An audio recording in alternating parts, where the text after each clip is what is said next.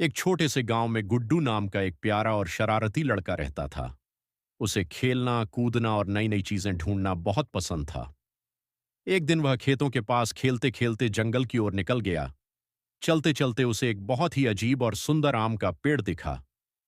पेड़ पर लगे आम सुनहरे रंग के थे और हल्की हल्की रोशनी दे रहे थे। गुड्डू हैरान रह गया।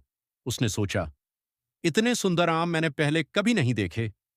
वह धीरे धीरे पेड़ के पास गया और एक आम तोड़ लिया।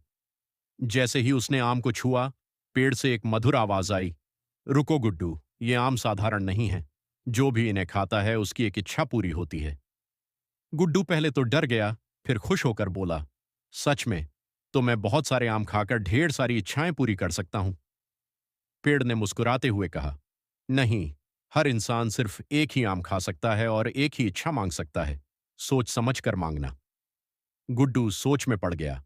उसने सोचा कि क्या मांगे, खिलौने, चॉकलेट या फिर ढेर सारा पैसा।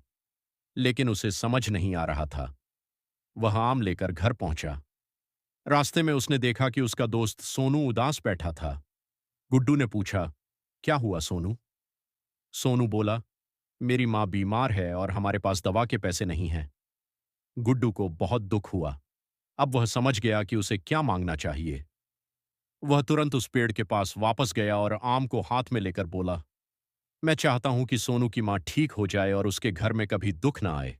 जैसे ही उसने आम खाया, तेज रोशनी चमकी और सब शांत हो गया।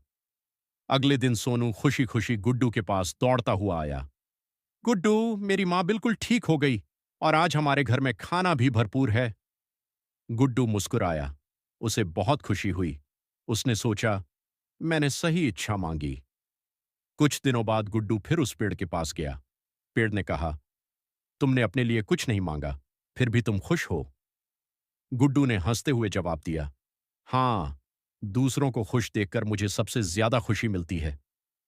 पेड़ बहुत खुश हुआ और बोला, तुम जैसे अच्छे दिल वाले बच्चे बहुत कम होते हैं, इसलिए मैं तुम्हें एक और वरदान देता हूं। तुम जहां भी जाओगे खुशियां बांटोगे और सब तुम्हें प्यार करेंगे।